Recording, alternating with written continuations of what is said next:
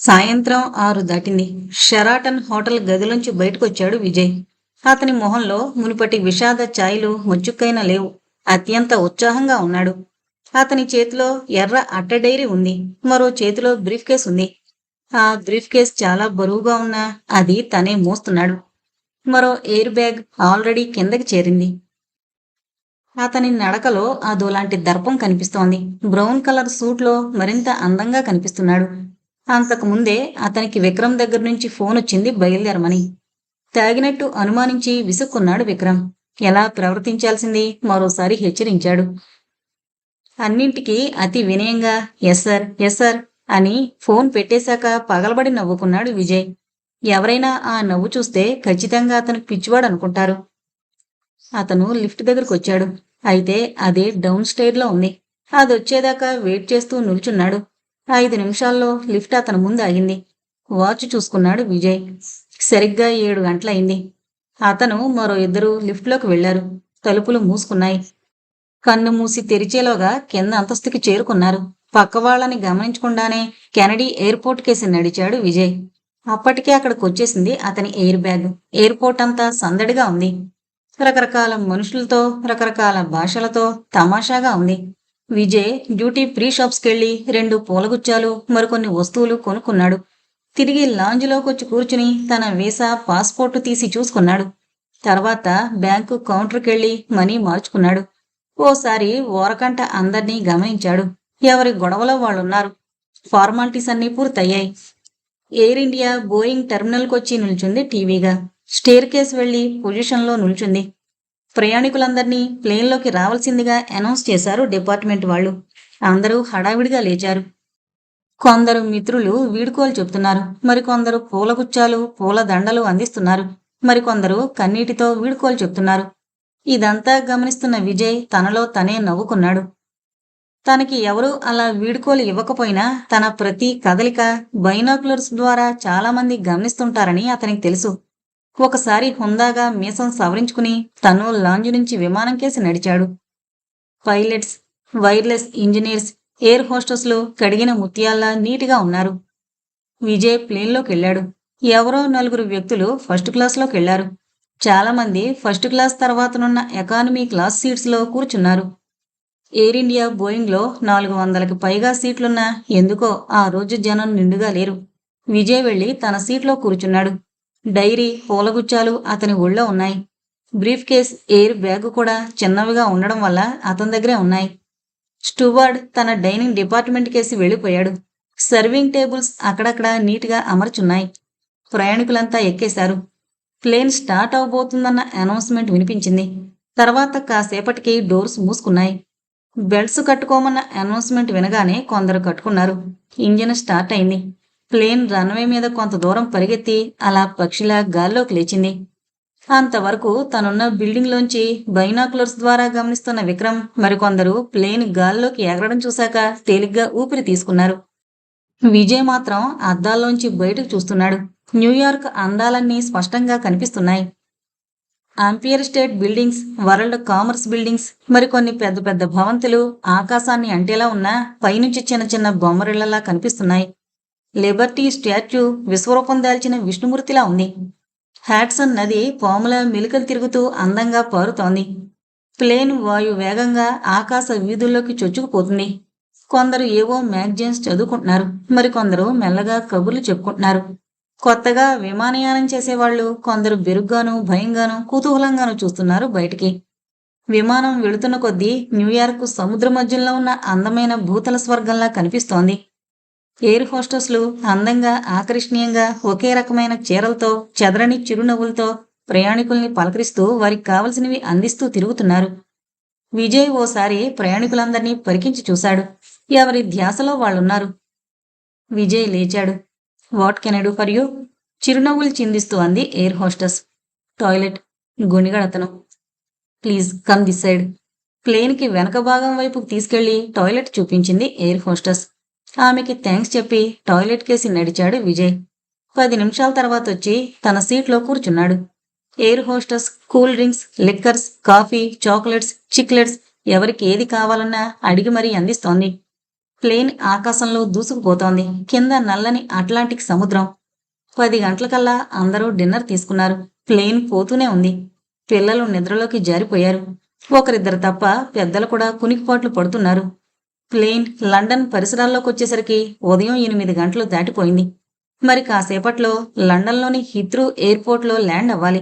నా సంగతే ప్రయాణికుల్ని ఉద్దేశించి చెప్పారు వైమానిక దళం వారు.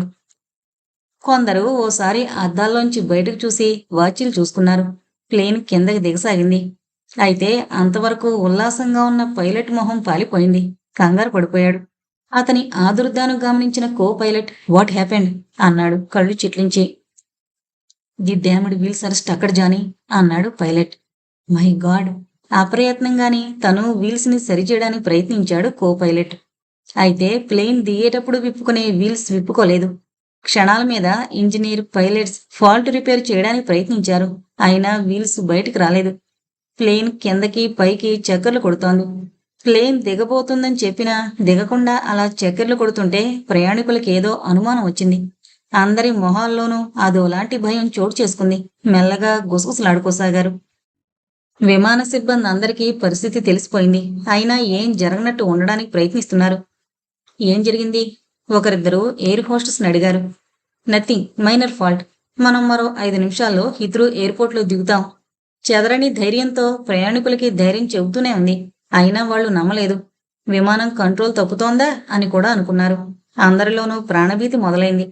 పైలట్స్ ప్లేన్ ని సవ్యంగా దించడానికి విశ్వ ప్రయత్నాలు చేస్తూనే ఉన్నారు. బెల్లీ ల్యాండింగ్ తప్పదు, చిరుచెమటలు తుడుచుకుంటూ అన్నాడు పైలట్. అందరూ అదే మంచిది అనడంతో అతి చాకచక్యంతో మెల్లగా కిందకి దిగి రన్వే మీద ఎమర్జెన్సీ బెల్లీ ల్యాండింగ్ చేశాడు. అయితే అతను ఎంత జాగ్రత్తగా ల్యాండ్ చేసినా ఇంజిన్ ఫెయిల్ అవడంతో ధన్మంటూ నేలని తాకింది ప్లేన్. బాడీ నేలకి తాకగానే బొగ్గున మంటలు లేచాయి. ప్రయాణికుల హాహాకారాలతో ప్రతిధ్వనించిందా ప్రాంతమంతా. మధ్యాహ్నం 12 గంటలు దాటింది. స్వీటీ వీధి గుమ్మంలో కూర్చుని దారిని వచ్చేపోయే వాళ్ళని చూస్తోంది. ఆమె మొహం దిగులుగా ఉంది. కళ్ళు దీనంగా చూస్తున్నాయి. చీటీ! ఏదో లోకాల్లో ఉన్నట్టున్న స్వీటీ త్రుళ్ళిపడి చూసింది. పొగాకుని సరిచేసి చుట్టచుడుతూ కనిపించాడు ముసలయ్య. ఏడ్సేత్తన్నావ్? కళ్ళు చిట్లించి ఆ దోల అడిగాడు. కూర్చున్నాను, క్లుప్తంగా అంది స్వీటీ. అది సరేగాని చీటీ, కిరు చెప్పులు ఓ మూలకి విసురుతూ అన్నాడు ఏదో చెప్పాలన్నట్టు. నా పేరు చీటీ కాదు, స్వీటీ అని అరవాలనిపించింది స్వీటీకి. కాని అరవలేదు. నల్లని శరీరం, మాత్రికుళ్ళ గెడ్డాలు, మీసాలు, ఎర్రని కళ్ళు, పారపళ్ళు, క్రూరమైన చూపులు అంటే చచ్చే భయం ఆ పిల్లకి. అందుకే తన భావాన్ని బయటికి కనిపించనీయకుండా ఏంటి తాత అంది మెల్లగా. కూడు తిన్నావా? కుక్కి మంచం మీద కూలబడి చుట్టముట్టించుకుంటూ అన్నాడతను. ఏమొచ్చింది రోగం? సున్నితంగా అడిగాడు ముసలయ్య. స్వీటీ మాట్లాడలేదు. ఇందాకనగా పడేశాను బొచ్చులో. తిండి తినకుండా కలలు కంటోంది మహారాణి. బతిమాలి తినిపించాలేమో. విసురుగా వచ్చింది కాళీ. ఏమే పిల్ల, ఎందుకు తినలే కూడు? గద్దించినట్టు అడిగాడు ముసలయ్య. ఈసారి మాట్లాడలేదు స్వీటీ. అడిగేది నిన్నే అరిచింది కాళీ. అక్క దీనంగా చూసింది స్వీటీ. ఏంటి? రాత్రి మా నాన్న మీద పీడకలొచ్చిందక్క. ఆ పిల్ల 2 కళ్ళు నీళ్లతో నిండిపోయాయి. భళ్ళున నవ్వాడు ముసలయ్య. బెత్తరపోయింది స్వీటీ. మీ అమ్మ మీద రాలేదు? కిసుక్కున నవ్వింది కాళీ. స్వీటీకి దుఃఖం తన్నుకొచ్చింది. ఇదిగో స్వీటీ, మీ అమ్మ ఎవరితోనూ లేచిపోయింది. మీ నాన్నకి విరక్తి పుట్టి అమెరికా వెళ్ళిపోయాడు. నీకింక దిక్కు నేనే. ఈ కలలు కథలు అన్నీ మరిచిపోయి హాయిగా బతుకు. పెద్దయ్యాక నేనే గంతకు తగ్గ ఓ బొంతం తెచ్చి పెళ్లి చేసేస్తాను. గారపట్టిన పళ్ళు బయటపడేలా నవ్వుతూ అంది కాళీ. అవునే పిల్ల, ఇంక నీ బాబీ దేశానికి రాడు. మమ్మల్ని నమ్ముకుని ఉండాలా. మేం చెప్పినోడ్నే మునవాడాలా అన్నాడు ముసలయ్య వెకిలిగా నవ్వుతూ. మునువా? మునువంటే? మునువంటే పెళ్ళి. చి, నాకు అప్పుడే పెళ్ళేంటి? ముందు కాళక్కకి చేయి పెళ్ళి అంది స్వీటీ ఆరిందలా. మరోసారి పగలబడి నవ్వింది కాళీ. కల్లోకి వచ్చినవన్నీ నిజమవుతాయి కదూ? మళ్ళీ దిగులుగా అయిపోయింది పాప మొహం.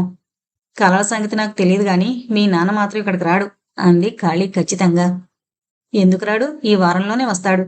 అప్రయత్నంగానేసి నాలుగు కొరుచుకుంది స్వీటీ. మొహాలు చూసుకున్నారు తండ్రి కూతుళ్ళు. ఎవరన్నారు? కర్కశంగా అన్నాడు ముసలయ్య. అదే కలొచ్చింది నోటికొచ్చినట్టు అనేసిందా పిల్ల. అనుమానంగా చూశారు ఇద్దరు. నిజంగా కలొచ్చింది మరింత అమాయకంగా చూస్తూ అంది స్వీటీ. సర్లే ముందు కాస్త కాళ్ళట్టు. మంచం మీద వెలకిల్లా పడుకుంటూ ఆర్డర్ వేశాడు ముసలయ్య. ఓసారి ఖాళీకేసి చూసింది స్వీటీ. ఏంటి ఆలోచిస్తున్నావ్? గదిమిందామె. ఆకలేస్తోంది. ఇందాకట్నుంచి తినమంటే నీలుగావుగా, మా నాన్నకి కాసేపు కాళ్ళు పట్టి వెళ్ళి తిను అంటూ లోపలికి వెళ్ళిపోయింది కాళీ. ఉసూరుమంటూ మంచం దగ్గర కూలబడింది స్వీటీ. ఆమెకు దుఃఖం వచ్చేస్తోంది. నల్లగా మూటుగా ఉన్న కాళ్ళని తెల్లగా గులాబీ రేకుల్లాంటి మెత్తని చిన్నారి చేతులతో వత్తసాగింది. గట్టిగనుకు, తినే తిండి ఏమైపోతాంది? కసిరాడు ముసలయ్య. హడలిపోతూ కాళ్ళు వత్తసాగింది స్వీటీ. గంట కాళ్ళు పట్టాక గుర్రం మొదలు పెట్టాడు ముసలయ్య. ఇంక లేచి అన్నం తిను. జాలి పడింది కాళీ. నీరసంగా లేచి వంటింటికేసి వెళ్ళింది పాప. ఆకలితో నకనకలాడుతూ వెళ్లిన పాపకి ఒక్కసారి నీరసం వచ్చేసింది. సత్తుపళ్లలో పడేసిన అన్నం పాడై నీళ్లు కారడమే కాక అన్నం నిండా చీమలు పట్టేశాయి. లండన్ హీత్రూ ఎయిర్పోర్ట్ హడావిడిగా ఉంది. మూలుగులు, అరుపులు, ఏడుపులు అంతా గోలగోలగా ఉంది. ప్లేన్ అంతా ధ్వంసం అయిపోయింది. అయితే ప్లేను ఎంత డ్యామేజ్ అయినా చాలామంది బతికి బయటపడ్డారు. 25-30 మంది మాత్రం ప్రాణాలు కోల్పోయారు. కొందరు బలంగా గాయపడితే మరికొందరు స్వల్ప గాయాలతో బయటపడ్డారు. కొందరికైతే చిత్రంగా చిన్న గాయమైనా తగల్లేదు. చనిపోయిన వారిలో విజయ్ కూడా ఉన్నాడు. అతను సీట్లోనే వెల్లకిల్లా పడున్నాడు. అతని కోటు జేబులో అతని ఇంటి అడ్రస్ ఉంది. మెడ మీద ఏదో బరువైంది పడ్డం వల్ల చనిపోయాడు. కాలిన గాయాలు కూడా కొన్నున్నాయి ఒంటి మీద. ఎర్ర అట్టగల పుస్తకం అతని పొట్ట మీద ఉంది. అతని బ్రీఫ్ కేస్ విడిపోయి అందులోని వస్తువులన్నీ చెల్లాచెదురుగా అయిపోయాయి. డాన్సింగ్ డాల్ అతని కాళ్ళ దగ్గర బోర్లా పడింది. అతని కాస్త దూరంలో ఫోటో ఫ్రేమ్ పడుంది, అద్దం పగిలిపోయి. అతని పాస్పోర్ట్, వీసా అన్నీ అతని బ్రీఫ్ కేసులోనే ఉన్నాయి. అతని వెనగ్గా 2 అందమైన పూలగుచ్చాలున్నాయి. అవి ఆర్టిఫిషియల్ అయిన నేచురల్ ఫ్లవర్స్ లా మెరుస్తున్నాయి. వాటి మీద 2 చిన్న చిన్న స్లిప్స్ తగిలించున్నాయి. నా అందాల రాణి విమలకి, నా చిన్నారి తల్లి స్వీటీకి అని రాసుంది. చనిపోయిన వారు ఎవరైంది వారి వారి పాస్పోర్ట్స్ను బట్టి, మొహాలను బట్టి గుర్తించి నోట్ చేసుకుంటున్నారు ఎయిర్పోర్ట్ వాళ్ళు.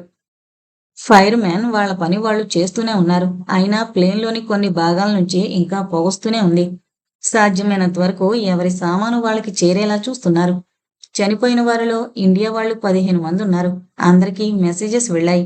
అన్ని పేపర్స్లోనూ ఆ యాక్సిడెంట్ న్యూస్ ఫ్రంట్ పేజీలో వచ్చింది. చనిపోయిన ఇండియన్స్ ని కాఫిన్స్ లో భద్రపరిచి ఒక ప్రత్యేక విమానంలో ఇండియా పంపించారు ఎయిర్లైన్స్ వారు. బాంబే చేరిన బాడీలని వారి వారి బంధువులొచ్చి తీసుకువెళ్లారు. మిగిలిన 4 బాడీలను హైదరాబాద్ తరలించారు వారి వారి అడ్రస్లు చూసి. అందులో ఒక బాడీ విజయ్ది.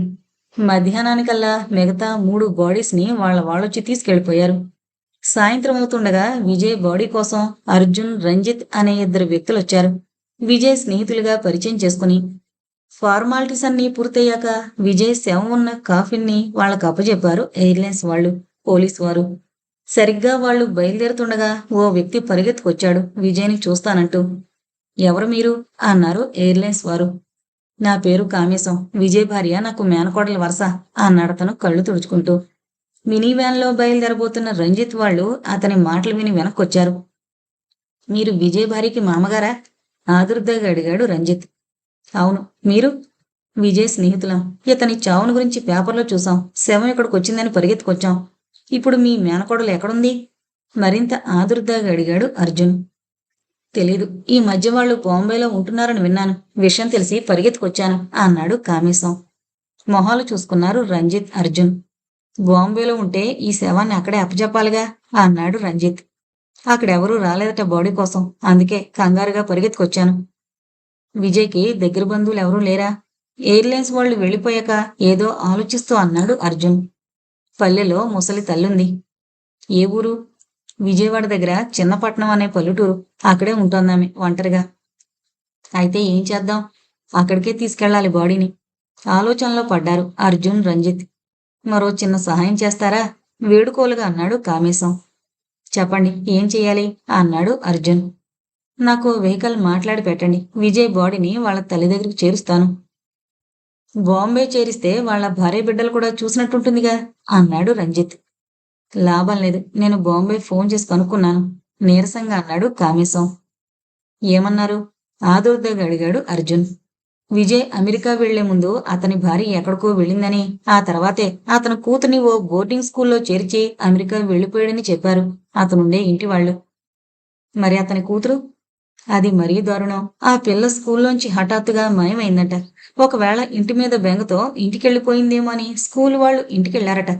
ఆమె అక్కడ కూడా లేకపోవడంతో కంగారు పడి పోలీస్ కంప్లైంట్ ఇచ్చారట. అయినా ఫలితం శూన్యం అన్నాడు కామేశం. అయితే ఏం చేద్దాం? దిగులుగా అన్నాడు అర్జున్. ఏం చేస్తాం?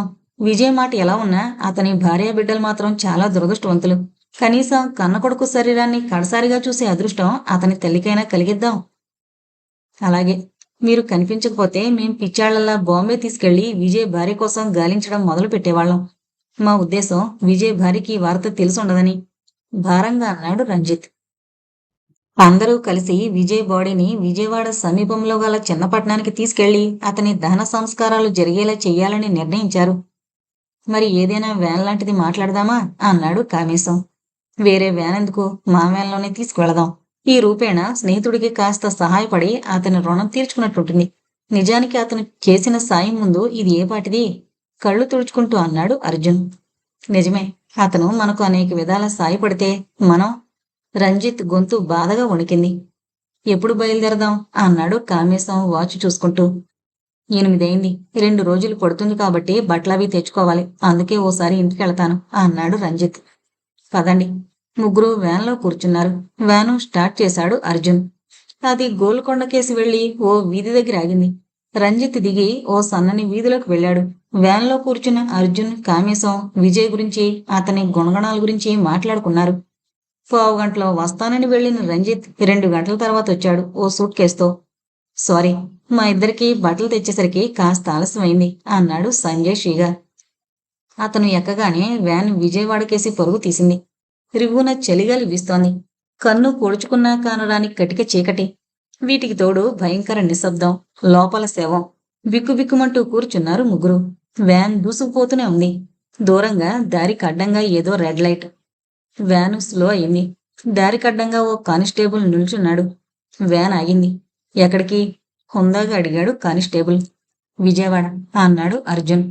మా ఎస్ఐ గారు విజయవాడ వెళ్ళాలి. మా జీప్ చెడిపోయింది. కాస్త లిఫ్ట్ ఇవ్వండి దబాయించినట్టు అడిగాడు కానిస్టేబుల్. ఇబ్బందిగా కదిలాడు అర్జున్. అనుమానంగా చూశాడు కానిస్టేబుల్. లోపల ఏముంది అన్నాడు. శవం చిరాగ్గా అన్నాడు రంజిత్. ఏంటా తలతకి సమాధానం? నేనెవరో తెలుసా అరిచాడు కానిస్టేబుల్. సారీ సార్, నిజంగానే ఇందులో శవం ఉంది అంటూ అంతా వివరంగా చెప్పాడు కామేశం. అయితే అతను నమ్మలేదు.